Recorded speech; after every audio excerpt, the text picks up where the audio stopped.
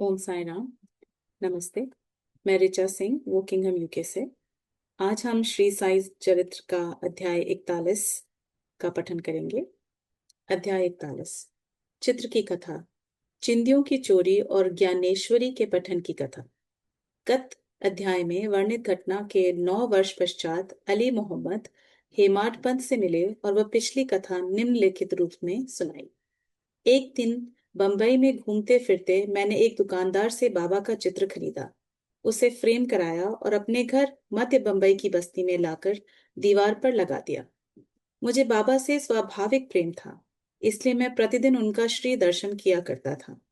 जब मैंने आपको हेमाड पंथ को वह चित्र भेंट किया, उसके 3 माह पूर्व मेरे पैर में सूजन आने के कारण शल्य चिकित्सा भी हुई थी। मैं अपने साले नूर मोहम्मद के यहाँ पड़ा हुआ था। खुद मेरे घर पर 3 माह से ताला लगा था और उस समय वहां पर कोई नहीं था। केवल प्रसिद्ध बाबा अब्दुल रहमान, मौलाना साहेब मोहम्मद हुसैन, साईं बाबा, ताजुद्दीन बाबा और अन्य संत चित्रों के रूप में ही वहां विराजमान थे। परंतु कालचक्र ने उन्हें भी न छोड़ा। मैं वहां बंबई बीमार पड़ा हुआ था, तो फिर मेरे घर में उन लोगों फोटो को कष्ट क्यों हो? ऐसा समझ में आता है कि वे भी आवागमन, जन्म और मृत्यु के चक्कर से मुक्त नहीं हैं। अन्य चित्रों की गति तो उनके भाग्यानुसार ही हुई, परंतु केवल श्री साईं बाबा का ही चित्र कैसे बच निकला, इसका रहस्योद्घाटन अभी तक कोई नहीं कर सका है। इससे श्री साईं बाबा की सर्वव्यापकता और उनकी असीम शक्ति का पता चलता है।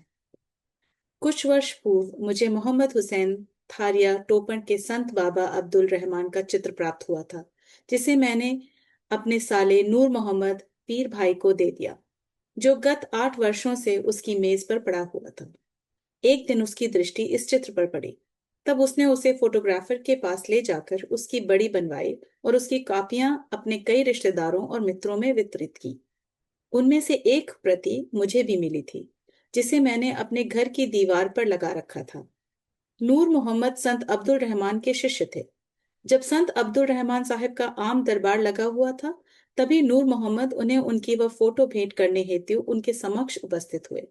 फोटो को देखते ही वे अति क्रोधित हो नूर मोहम्मद को मारने दौड़े तथा उन्हें बाहर निकाल दिया। तब उन्हें बड़ा दुख और निराशा हुई। फिर उन्हें विचार आया कि मैंने इतना रुपया व्यर्थ ही खर्च किया, जिसका परिणाम अपने गुरु के क्रोध और अप्रसन्नता का कारण बना।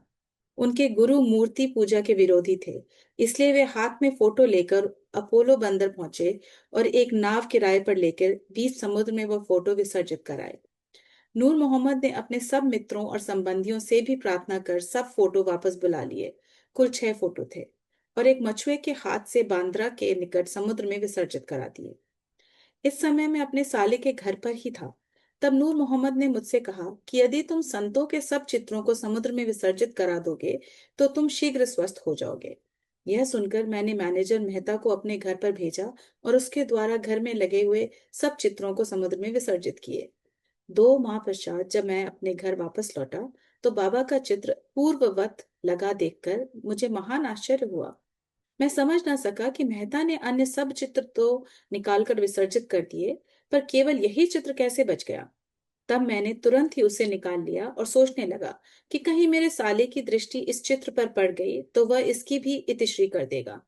जब मैं ऐसा विचार कर ही रहा था कि इस चित्र कौन अच्छी तरह संभाल कर रख सकेगा, तब स्वयं श्री साईं बाबा ने सुझाया कि मौलाना इस्मो मुजाफर के पास जाकर उनसे परामर्श करो और उनकी इच्छा अनुसार ही कार्य करो।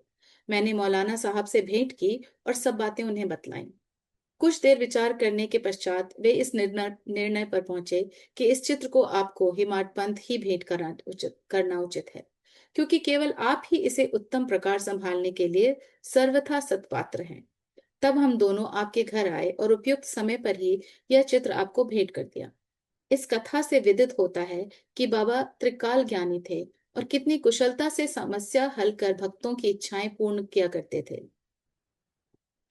निम्नलिखित कथा इस बात का प्रतीक है कि आध्यात्मिक जिज्ञासुओं पर बाबा किस प्रकार स्नेह रखते तथा किस प्रकार उनके कष्ट का निवारण कर उन्हें सुख पहुंचाते थे। चिंदियों की चोरी और ज्ञानेश्वरी का पठन। श्री बी वी देव, जो उस समय डहाणु के मामलेदार थे, को दीर्घ काल से अन्य धार्मिक ग्रंथों के साथ साथ ज्ञानेश्वरी के पठन की तीव्र इच्छा थी। ज्ञानेश्वरी भगवत गीता पर श्री ज्ञानेश्वर महाराज द्वारा रचित मराठी टीका है। वे भगवत गीता के एक अध्याय का नित्य पठन करते तथा थोड़ा बहुत अन्य ग्रंथों का भी अध्ययन करते थे। परंतु जब भी वे ज्ञानेश्वरी का पाठ प्रारंभ करते तो उनके समक्ष अनेक बाधाएं उपस्थित हो जाती, जिससे वे पाठ करने से सर्वथा वंचित रह जाया करते थे। 3 मास की छुट्टी लेकर वे शिरडी पधारे और तत्पश्चात वे अपने घर पौड़ में विश्राम करने के लिए भी गए। अन्य ग्रंथ तो वे पढ़ा ही करते थे, परंतु जब ज्ञानेश्वरी का पाठ प्रारंभ करते तो नाना प्रकार के कलुषित विचार उन्हें इस प्रकार घेर लेते कि लाचार होकर उसका पठन स्थगित करना पड़ता था। बहुत प्रयत्न करने पर भी जब उनको केवल 2-4 पंक्तियां पढ़ना भी दुष्कर हो गया, तब उन्होंने यह निश्चय किया कि जब दयानिधि श्री साईं ही कृपा करके इस ग्रंथ के पठन की आज्ञा देंगे, तभी उसका श्री गणेश करूंगा। सन 1914 के फरवरी मास में वे सुकुटुंब शिरडी पधारे। तभी श्री जोग ने उनसे पूछा कि क्या आप ज्ञानेश्वरी का नित्य पठन करते हैं। श्रीदेव ने उत्तर दिया कि मेरी इच्छा तो बहुत है, परंतु मैं ऐसा करने में सफलता नहीं पा रहा हूँ। अब तो जब बाबा की आज्ञा होगी तभी प्रारंभ करूंगा। श्री जोग ने सलाह दी कि ग्रंथ की एक प्रति खरीदकर बाबा को भेंट करो और जब वे अपने कर कमलों से स्पर्श कर उसे वापस लौटा दें, तब उसका पठन प्रारंभ कर देना। श्रीदेव ने कहा कि मैं इस प्रणाली को श्रेयस्कर नहीं समझता, क्योंकि बाबा तो अंतर्यामी हैं और मेरे हृदय की इच्छा उनसे कैसे गुप्त रह सकती है। क्या वे स्पष्ट शब्दों में आज्ञा देकर मेरी मनोकामना पूर्ण ना करेंगे। श्रीदेव ने जाकर बाबा के दर्शन किए और 1 रुपया दक्षिणा भेंट की। तब बाबा ने उनसे 20 रुपए दक्षिणा और मांगी, तो उन्होंने सहर्ष दे दी। रात्रि के समय श्रीदेव ने बालक राम से भेंट की और उनसे पूछा, आपने किस प्रकार बाबा की भक्ति तथा कृपा प्राप्त की है। बालक राम ने कहा, मैं दूसरे दिन आरती समाप्त होने के पश्चात आपको पूर्ण वृतांत सुनाऊंगा। दूसरे दिन जब श्री देव साहब दर्शनार्थ मस्जिद में आए तो बाबा ने फिर 20 रुपए दक्षिणा मांगी, जो उन्होंने सहर्ष भेंट कर दी। मस्जिद में भीड़ अधिक होने के कारण वे एक और एकांत में जाकर बैठ गए। बाबा ने उन्हें बुलाकर अपने समीप बैठा लिया। आरती समाप्त होने के पश्चात जब सब लोग अपने घर लौट गए, तब श्री देव ने बालक राम से भेंट कर उनसे उनका पूर्व इतिहास जानने की जिज्ञासा प्रकट की तथा बाबा द्वारा प्राप्त उपदेश और ज्ञान आदि के संबंध में पूछताछ की। बालक राम इन सब बातों का उत्तर देने ही वाले थे कि इतने में चंद्रू कोढ़ी ने आकर कहा कि श्री देव को बाबा ने याद किया है। जब देव बाबा के पास पहुंचे तो उन्होंने प्रश्न किया कि वे किससे और क्या बातचीत कर रहे थे। श्री देव ने उत्तर दिया कि वे बालक राम से उनकी कीर्ति का गुणगान श्रवण कर रहे थे। तब बाबा ने उनसे पुनः 25 रुपए दक्षिणा मांगी, जो उन्होंने सहर्ष दे दी।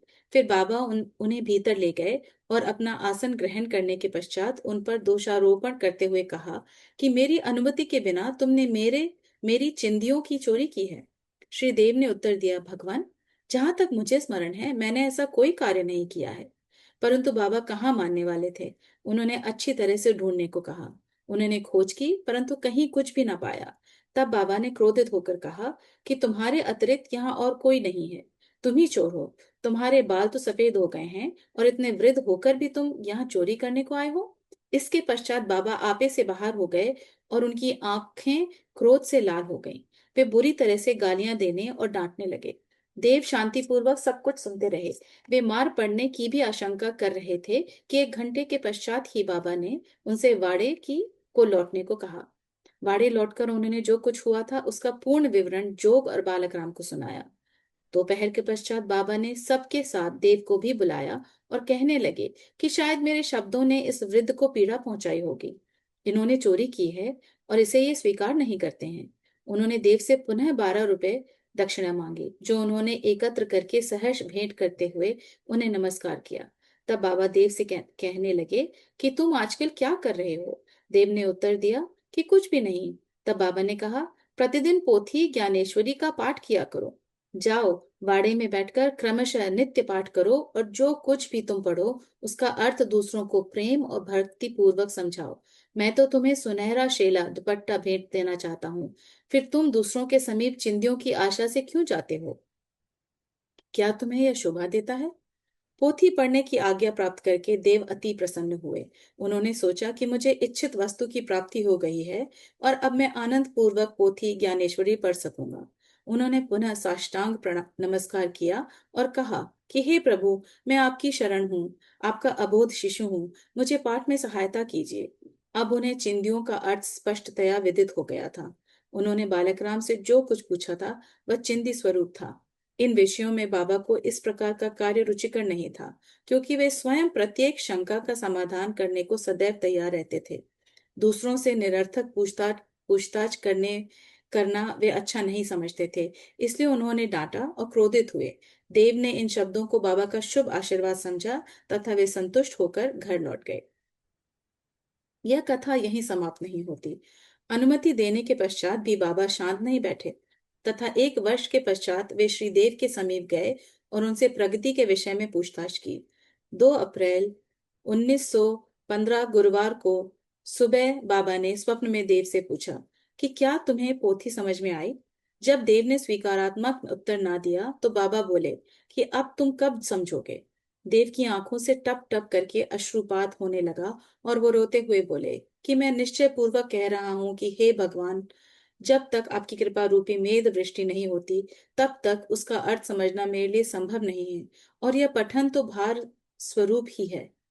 तब वे बोले कि मेरे सामने मुझे पढ़कर सुनाओ, तुम पढ़ने में अधिक शीघ्रता किया करते हो। फिर पूछने पर उन्होंने अध्यात्म विषयक अंश पढ़ने को कहा। देव पोथी लाने गए और जब उन्होंने नेत्र खोले तो उनकी निद्रा भंग हो गई। अब पाठक स्वयं ही इस बात का अनुमान कर लें कि देव को इस स्वप्न के पश्चात इतना आनंद प्राप्त हुआ होगा। श्री देव अभी 1955 जीवित हैं और मुझे गत 4-5 वर्षों के पूर्व उनसे भेंट करने का सौभाग्य प्राप्त हुआ था। जहां तक मुझे पता चला है वह यही है कि वे अभी भी ज्ञानेश्वरी का पाठ किया करते हैं। उनका ज्ञान अगाध और पूर्ण है। यह उनके साईं लीला के लेख से स्पष्ट स्पष्ट प्रतीत होता है। श्री सद्गुरु साईनाथार्पण मस्तु। शुभम भवतु, शुभम भवतु, शुभम भवतु।